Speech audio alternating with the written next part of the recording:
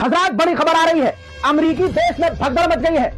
मैं बताना चाह रहा हूं कि इन पिछले 2-1 घंटे के अंदर बहुत चीजें बिगड़ चुकी हैं। सबसे बड़ी बात, अमेरिका ने तुरंत प्रभाव से कहा है कि कतर के अंदर जो हमारा अमेरिका का बेस है, अमेरिकी बेस जो हमारा बेस है, खाली करो फटाफट। जी हाँ, अधिकारियों से कह दिया है, अपनी सेना से कह दिया है, क्योंकि ईरान ने सीधा कहा है कि मिडिल ईस्ट में जितने भी अमेरिका के हैं वे सब पर हमला करेंगे।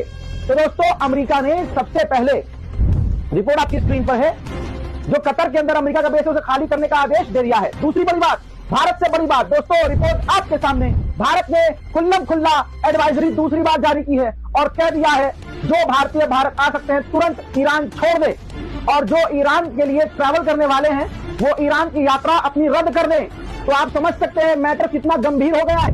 उधर ईरान ने बिल्कुल सीधा कट टू कट, एक बार फिर से बता रहा हूं, रिपोर्ट आपके सामने, कंफर्म है रिपोर्ट दोस्तों, ईरान ने एक बार फिर से वार्निंग दी है अलग अलग देशों को, सऊदी अरब, यूएई, तुर्की और कतर को सीधी धमकी दी है कि आपके यहाँ जो अमेरिका के मिलिट्री बेस है, अगर उसका इस्तेमाल अमेरिका ने हम पर किया हमला करने के लिए, तो हम आपके मुल्क में मौजूद इन अमेरिकी बेस को निशाना बनाएंगे। आजाद मामला इसलिए और गंभीर है कि नेतन्याहू, इजराइल का प्रधानमंत्री, देश छोड़कर हवा में चला गया है। जी हाँ, ऐसा तब होता है जब देश पर हमला होने की संभावना होती है और प्रधानमंत्री या राष्ट्रपति को डर होता है कि मेरी लोकेशन को, मेरे एरिया को, मेरे घर को, मेरे दफ्तर को निशाना बनाकर मुझे मारने की कोशिश की जा सकती है। इस वजह से राष्ट्रपति हो या प्रधानमंत्री वो आसमान में उड़ने लगता है, जहाज में अपने बैठ के वो उड़ जाता है। दोस्तों, वही रिपोर्ट आ रही है कि नेतन्याहू प्राइम मिनिस्टर जो इजराइल के हैं, वो इजराइल से जहाज में बैठकर उड़ चुके हैं।